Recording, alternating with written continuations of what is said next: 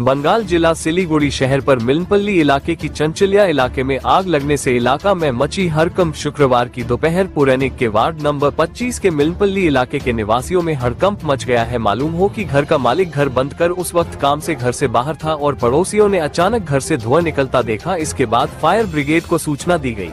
दमकल की 2 गाड़ियां मौके पर पहुंची और आग पर काबू पाया। मौके पर वार्ड पार्षद जयंत साहा पहुंचे। उन्होंने कहा कि दोपहर के समय इस तरह की आग लगने की घटना से शहरवासी डरे हुए हैं और घर का मालिक घर पर ताला लगाकर 2 दिन से बाहर था, इसलिए दमकल कर्मियों को दरवाजा तोड़कर घर में घुसना पड़ा। हालांकि अभी तक ये पता नहीं चल पाया है कि आग कैसे लगी। संवाददाता कमलेश रॉय कर्मकार।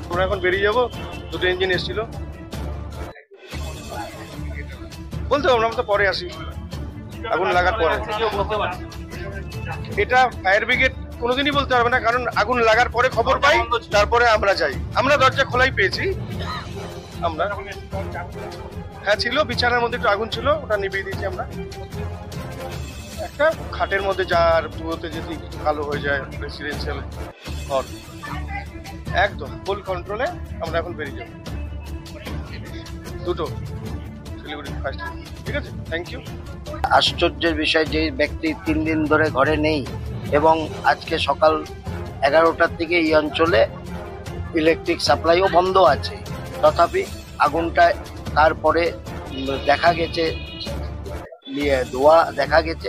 সাথে সাথে ওনারা ফায়ার স্টেশনে ফোন করে, ফায়ার স্টেশন থেকে তৎক্ষণাৎ অফিসার এবং পুরো টিম 2 ইঞ্জিন এসে দরজা ভেঙে স্থানীয় লোকের সহযোগিতা নিয়ে বাড়ির মালিকের উপস্থিতিতে ভেতরে গিয়ে আগুন আয়ত্তের মধ্যে আনে। সামান্যই লেগেছিল, কিন্তু আগুনটা বেডরুমে বিছানার মধ্যে লেগেছে বলছে।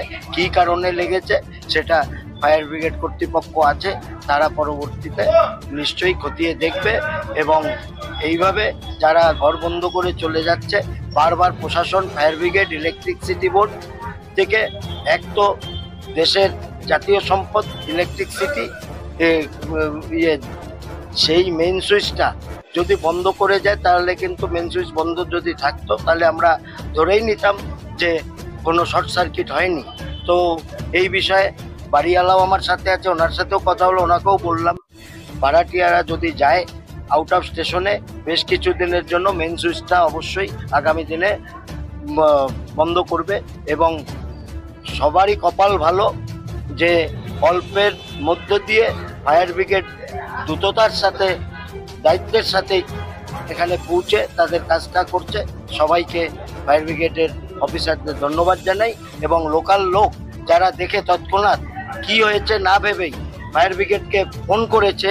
কিছু উৎসুক জনতা থাকে, আগে নিজেরা খতিয়ে দেখতে চায়, কিন্তু এই ক্ষেত্রে এটা হয়নি বলে তৎক্ষণাৎ পদক্ষেপটা হয়েছে।